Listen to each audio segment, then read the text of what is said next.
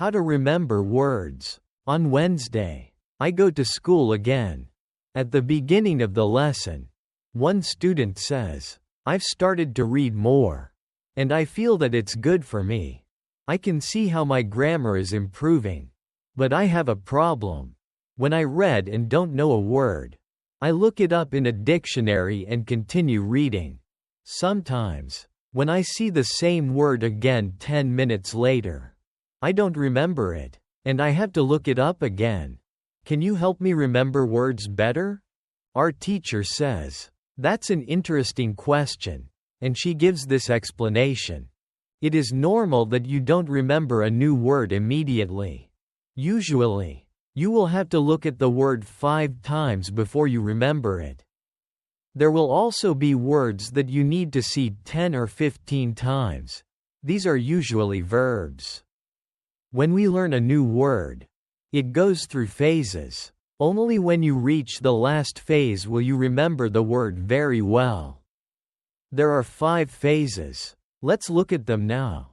The first phase is when you see the word for the first time and don't know it. So you look it up in the dictionary. The second phase is when you see the word again. Remember seeing it before, but still don't remember the meaning. So you look it up again. The third phase is when you see the word, and you can guess what it means, but you're not completely sure. For example, you might know it's a kind of object, animal, or verb. The fourth phase is when you know the meaning when you see the word, but you can't recall it when you want to say it. At this point, the word is in your passive vocabulary. The fifth phase is when you are able to use the word when you speak. Now, the word is in your active vocabulary. Now, you can see there are 5 phases altogether. Do you understand why it's not possible to remember a new word when you see it for the first time? It's usually not possible to skip all the phases in one encounter. You have to see or hear the word many times and let it go through all the phases. You can feel good not only when you learn a word perfectly but also when you move from one phase to the next. Each step brings you closer to your final goal, using the word easily in everyday communication. I found this very interesting. I didn't know about these phases, but it all makes sense. I've had similar experiences when I look up a new word in the dictionary, only to forget its meaning minutes later and feel frustrated. Now I know it's okay not to remember the word right away. It takes more encounters before I can use the word fluently. After school, I went to football practice. Our coach told us that there would be a match on Saturday. The school team will play against another school from Cambridge. Our coach asked me to play for the team, and I'm very happy. I'm looking forward to the match on Saturday. How to improve listening. The next day at school, another student asked an important question. He wanted to know how to improve his listening skills and what the best method would be. Our teacher replied, "Thank you for your question. Good listening skills are essential for communication. If you don't understand what people are saying, it will be difficult to speak with them.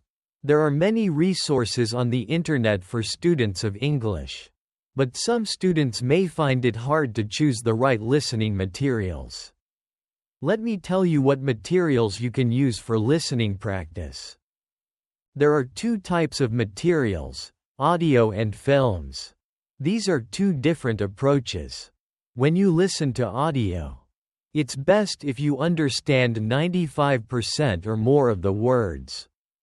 If the audio contains too many new words, read the text first, if possible, and look up the new words. When practicing listening, focus on understanding spoken language rather than learning new words. Of course, you might learn new words, but that's not the main goal. Your primary goal is to extract information from spoken English. It's also important to use materials at your level of English. For example, you can use books in simplified English that come with audio recordings.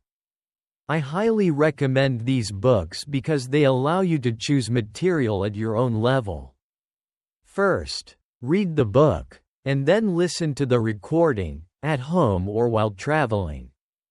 Two excellent books you can try are Robinson Crusoe and The Little Prince, which you can find at www.robinsoncrusoeinenglish.com and www.thelittleprinceInenglish.com. You can also visit www.newsforenglishlearners.com if you like listening to news. All of these resources are available in 3 levels of English.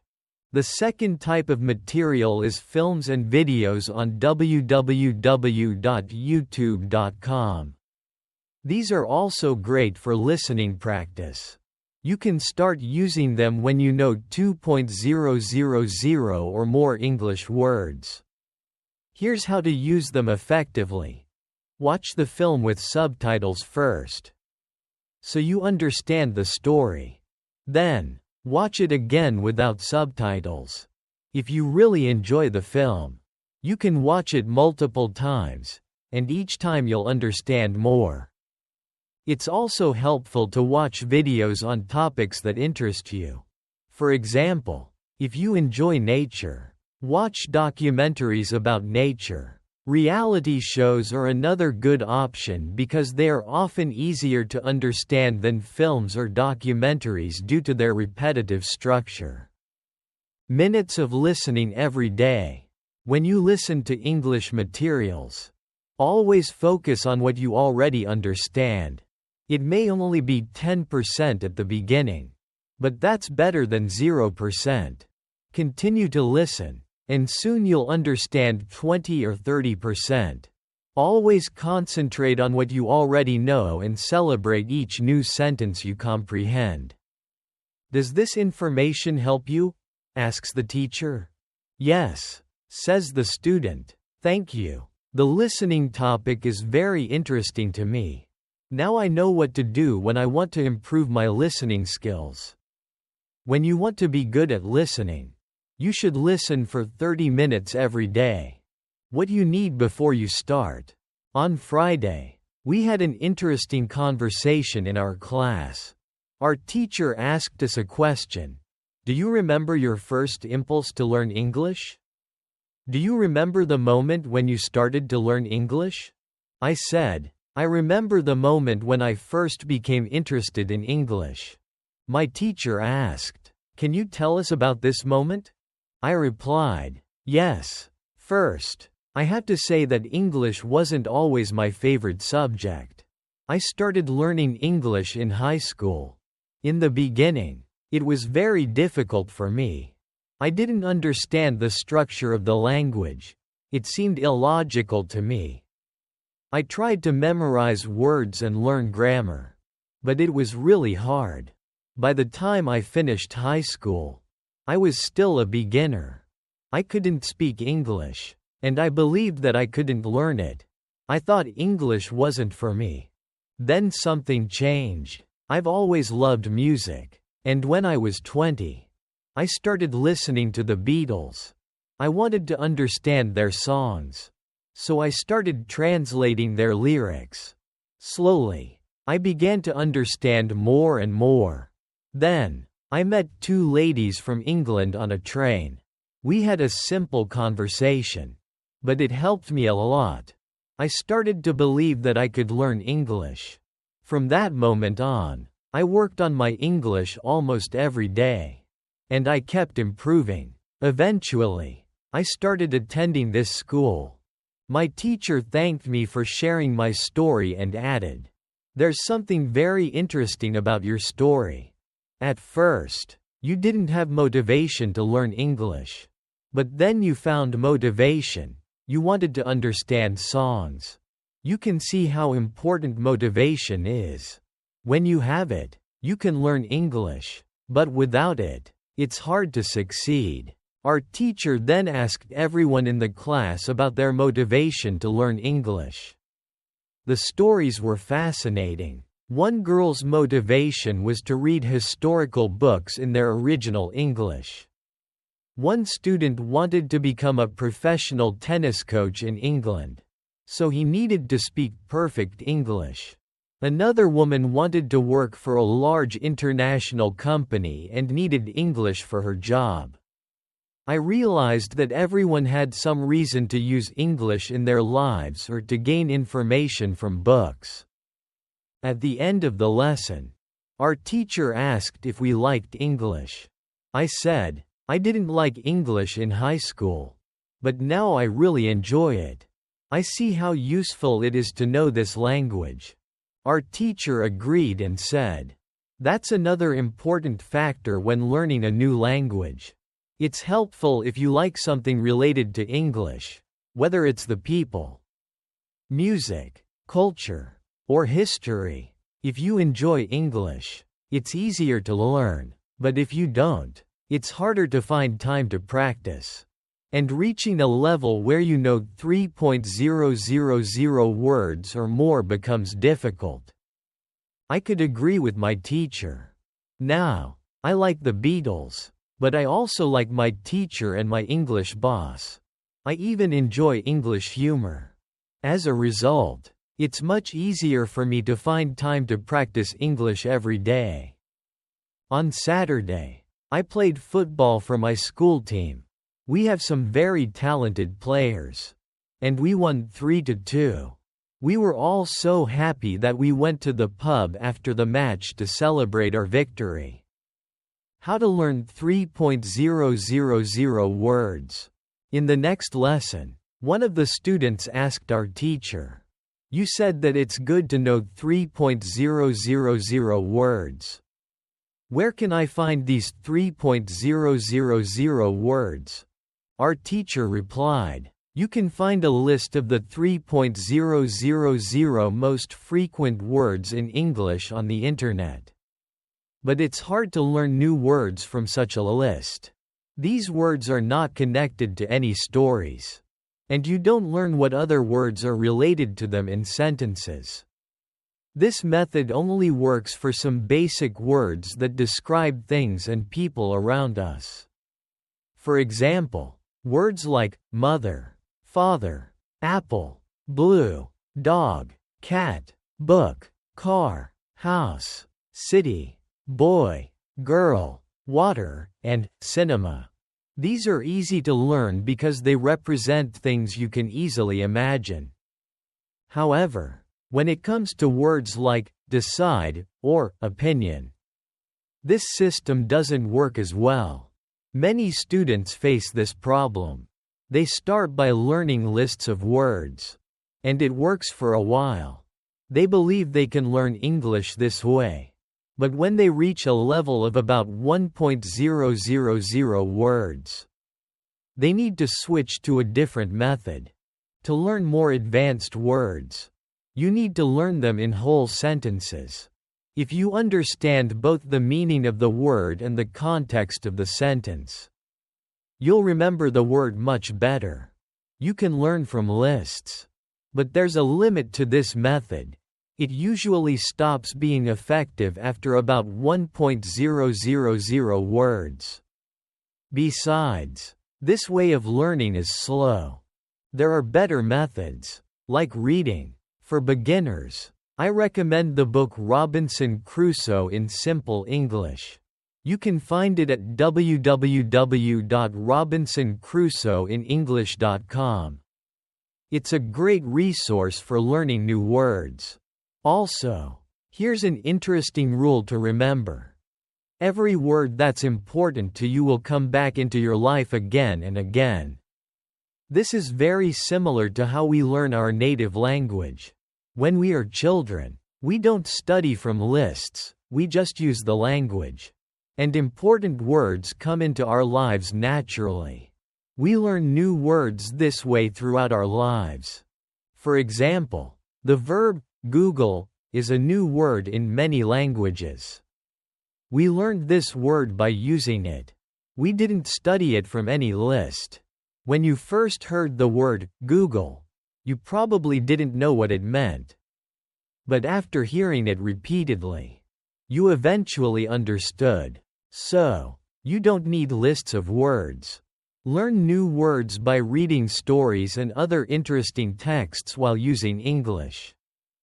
Every day, as you continue learning, soon you'll be able to know 3,000 words. Does that make sense? Yes, says the student. Thank you. After school, I go to work. I know my job very well now. And things are starting to become automatic. I'm happy because I understand my customers. It's not too difficult since the conversations are usually very similar. Most customers want coffee or sandwiches. So the words are often the same or very similar. My confidence is growing, and sometimes I have longer conversations with the customers.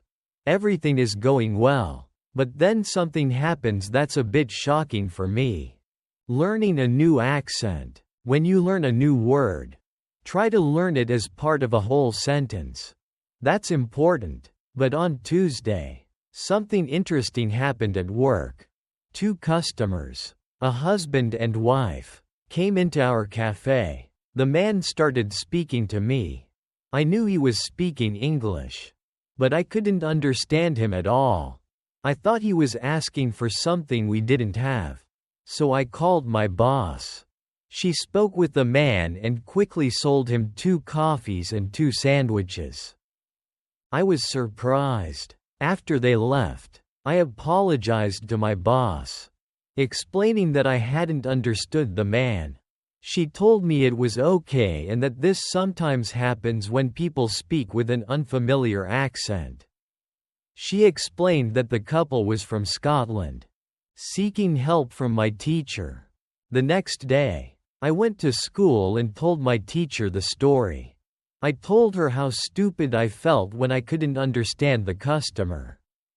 Even though my boss was okay with it, I still felt uncertain about my English skills for my job. I asked my teacher what I could do in such situations. She said, "I understand. You're used to English spoken with a London accent. But the Scottish accent is new to you. Your ears just aren't trained for it yet. You need to listen to more Scottish English to train your ears." This can happen to anyone, even if you already speak English at a certain level. When you go to a country where the accent is different, it's normal not to understand at first. It's okay. It usually takes about 2 weeks to get used to a new accent. Don't think there's something wrong with you. I asked, "So what can I do to understand the Scottish accent better if I don't live in Scotland?" She replied, "You can watch films with Scottish English or watch sitcoms from Scotland. Soon, you'll understand the accent better." I thanked her for the advice. Back to work. After school, I returned to work. Around 4 o'clock, 2 interesting customers came into our cafe. This time, they weren't from Scotland but were foreigners who wanted to buy some coffee. They were 2 ladies, and it was clear that their English was very basic. My boss was serving them, and when she realized they didn't speak English very well, she did something interesting. She changed her English, using very simple sentences with only 3 or 4 words. I could see that the ladies understood her. They bought 2 coffees, 2 sandwiches, and 2 cakes, and they were happy. My boss was happy, too. When the ladies left, I told my boss how nice it was that she simplified her English so the ladies could understand. My boss replied, "Sometimes I have to speak in very simple English. It doesn't matter if the customers speak English well or not, they are still our customers. And we must do everything we can to help them. If they feel comfortable speaking English here, they'll come back to our cafe every day." I thought to myself, My boss is a good businesswoman. She does everything she can to make our customers happy. It's true. Our cafe is busy every day. Understanding accents. The next day at school, I told my teacher about my experience with my boss and the two ladies. My teacher said, "That's great. Your boss must be very clever. It's true that you can communicate with anyone, even if they're at a different level of English proficiency." Today, let's talk about the different levels of English and what you can do at each level. Learning at different levels. We started with the lowest level, which is 1.000 words. At this level, students can talk about basic everyday things. Their speaking is very limited, but they can still communicate slowly for a short time with people who are patient. Their sentences are short, usually only 4 words, but if others also speak in short sentences, a basic conversation is possible. When students reach a higher level of 2.000 words, conversations become easier and sentences get longer. This is the level I'm at right now. I can talk about many aspects of my life, my family, hobbies, job, and travel. Sometimes, I still struggle when trying to have a deeper conversation on certain topics. But this level is usually good enough for everyday English use. To have deeper conversations on a wide range of topics, it's good to know 3.000 words. This is a great goal for English learners. Of course, you can learn more than 3.000 words. And with more words, it becomes easier to communicate in English. However, 3.000 words are usually enough to talk about almost anything. I think the two ladies at our cafe probably knew around 1.000 words. My boss met them at their level and had a basic conversation with them. Confidence in speaking. After school, I went to work again. The two ladies returned to the cafe. This time with 2 friends. It was my turn to serve them. I spoke to them in simple, short sentences, and they understood me. It felt great. They told me they were tourists from Japan and liked our cafe because people understood them here. What to do when you're shy. On Thursday, I went to school again. One of the students had an interesting question. She said, "I'm very shy when I have to speak English. Can you help me? I don't want to be so shy." Our teacher replied, "It's natural to feel shy when using a foreign language. We're doing something we're not yet perfect at, and the possibility of making mistakes is high. I was also very shy when I was learning foreign languages. I remember being afraid of making mistakes. I felt stupid. And sometimes my face turned red. Now, it's different. I use languages for communication. And I only care about that. You know, I'm learning Spanish these days. Sometimes I make mistakes, but that doesn't stop me from using Spanish. It's true that I still feel shy sometimes when I have to speak Spanish. Sometimes my face turns red, but I don't care as much anymore. It's a natural human feeling. And it's always just a brief moment. I continue using Spanish because I know that only by using it will I improve. I also try to be realistic. I'm a student, and I'm on the journey toward good Spanish. It's not possible to jump several levels in one day. A beginner can't become a perfect speaker in 1 hour. I also recognize what I mean to the people around me. When I speak some Spanish, I already have value to those who speak Spanish. You can see the same with English, when you can already speak some English. You can have conversations with others, which is great. Look at what you've already accomplished. You know 2.000 words. You've gone from 0 to 2.000 words. And that's something to be proud of.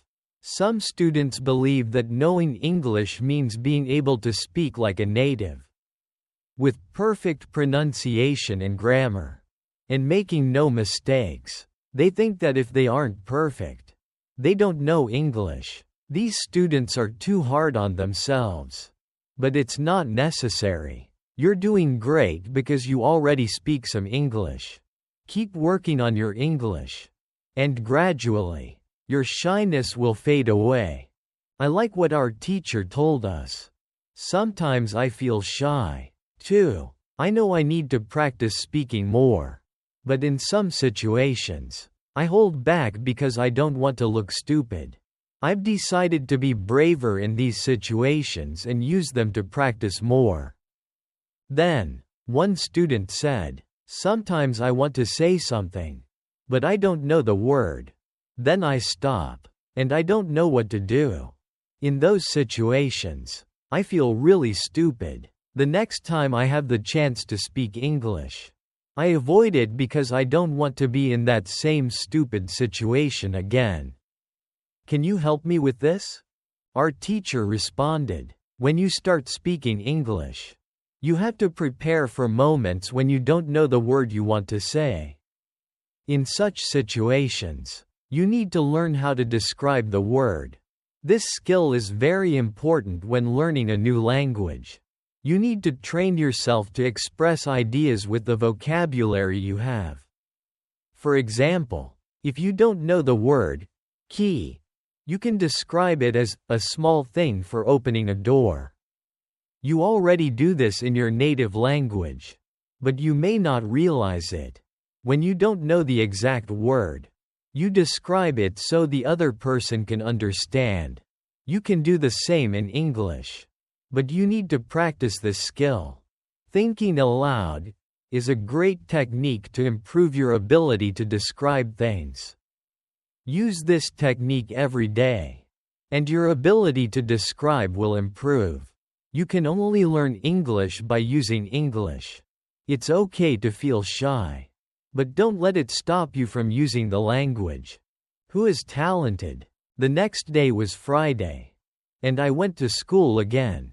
I was happy to go, not only because we have a great teacher, but because the class includes students from many different countries. Some students are from Europe, some from South America, and there is also a student from Japan and one from South Korea. This is great for me because none of the students speak my native language. When I talk to them, I have to use only English, which is really good practice. Today, we had a new student join the class. Her name is Sophia, and she's from Argentina.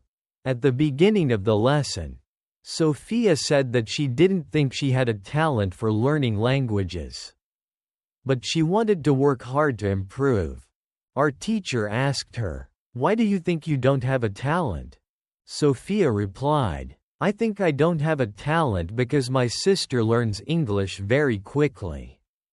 But for me, it's difficult." Then our teacher asked the class, "Do you think you have a talent for learning languages? Please raise your hand if you believe you have a talent." I looked around the room, and nobody raised their hand. Our teacher smiled and said, "Now, I want to tell you something. Many people believe you need to have a talent to learn a new language. I agree, yes, you need some talent to learn a language. But I also believe you already have a talent for learning languages. Why? Because you've already learned one language, your native language. You were successful in learning your native language, and you speak it fluently. All people who have learned their native language have a talent for learning languages. Why do so many students believe they aren't talented? The reason is this: there are people who are super talented. Yes, it's true. These super talented people learn new words very quickly and remember them for a long time. Maybe you know someone like this. Maybe it's someone at your job or in your family. These people do exist. Although they're rare, I believe Sophia's sister might be one of them. For super talented people, learning a new language is fun and easy. Sophia agreed, saying her sister really was better than everyone else at learning. Our teacher continued, yes, super talented people do exist. But here's the problem. We compare ourselves to them. If we don't learn as quickly as they do, we think we aren't talented.